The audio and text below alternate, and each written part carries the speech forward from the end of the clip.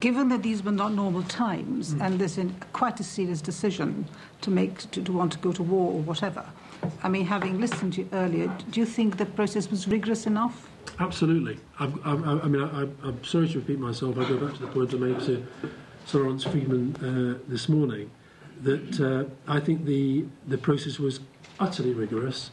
I think its integrity was very, very strong and profound at every level of that operation. And I really do think we're only having this discussion in large part because of the subsequent controversy, which was frankly just caused by an utterly dishonest piece of journalism. Now that's the fact. That's the fact. Thank you. Well, let's move on at this point to the February dossier. Sir Lawrence. Campbell, given what you've just said about the quality of the dossier and the yeah, that's an unfortunate link. I agree. Well, before we actually get to the February dossier, I'm just interested in you obviously thought a good job had been done with the September dossier, that it had helped the Prime Minister. Was there a discussion with the JIC or with John Scarlett about the possibility of having more exercises of this sort, or was this seen as a one-off?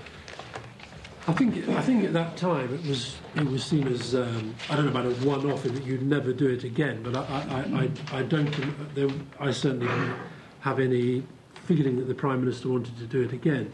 And now it may be as the situation developed, if it actually the diplomatic process had gone on much longer, that perhaps there would have been, but there was certainly no such discussion.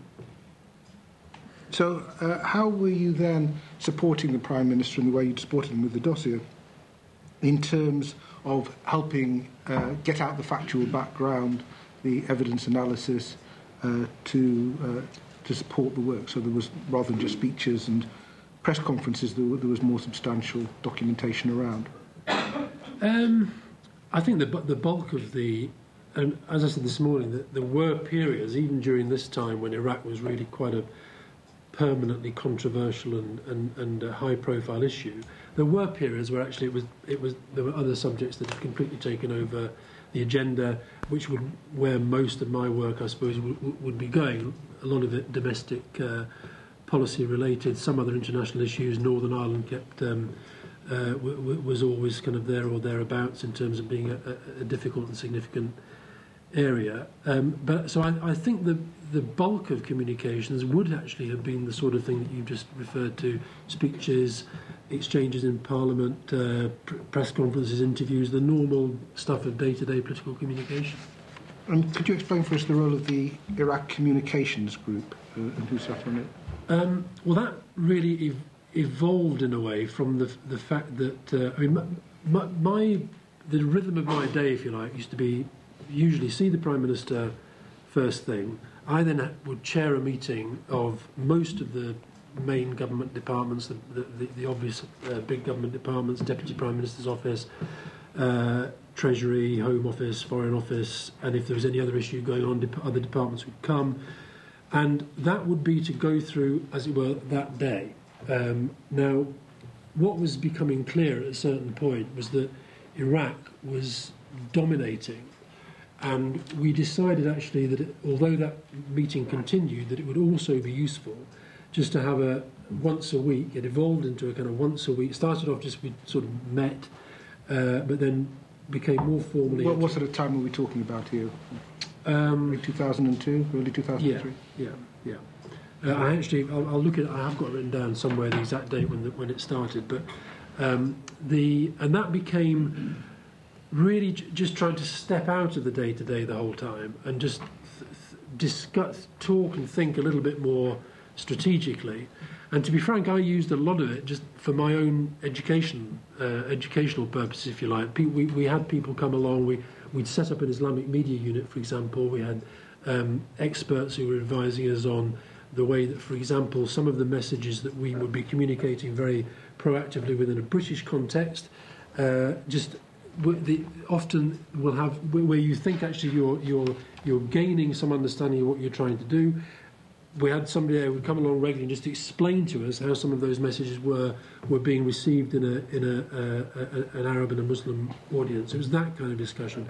Other discussions would be, I can remember one, to go back to the discussion we had at Camp David. We did have quite regular discussions about how we tried to help the Americans address this whole business of anti-Americanism, which is, I think, as the Prime Minister said in a speech at one point, it may have been in a note, I can't remember, but he said that this anti-Americanism, up till now the Americans have been happy to just see it as an irritant, but actually they now see it as being related to a threat. It was those kind of discussions. So it was to sort of get the narrative right, if you like. And also analyse what it was that we were putting together by terms of the strategy that elsewhere we were taking forward on a day-to-day basis.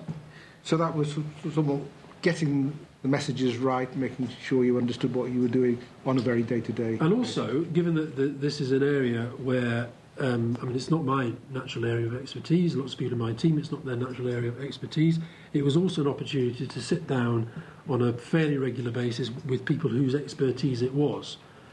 Some of them from the intelligence services, some of them from the Foreign Office, some of them every now and then bringing people from outside. And what was the role in this of the Coalition Information Centre? For that, we've got to go back a few years to... That all started in relation to Kosovo.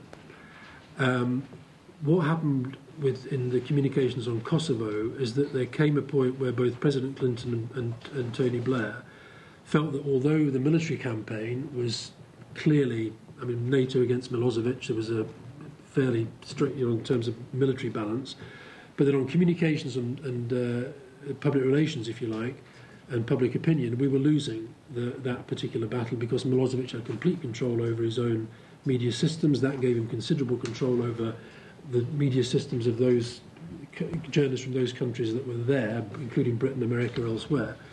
And so that I was asked to go and help NATO put together a different communications model, which we did.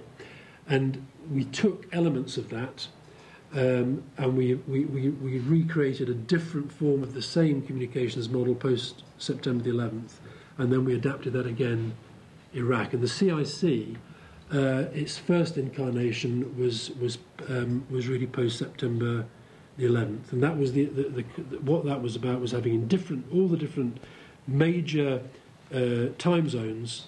At that point, it would have been Islamabad, Washington, London, information centres where we were all linked up all the time, understanding everything that every leader involved in the coalition was doing, saying, and so forth.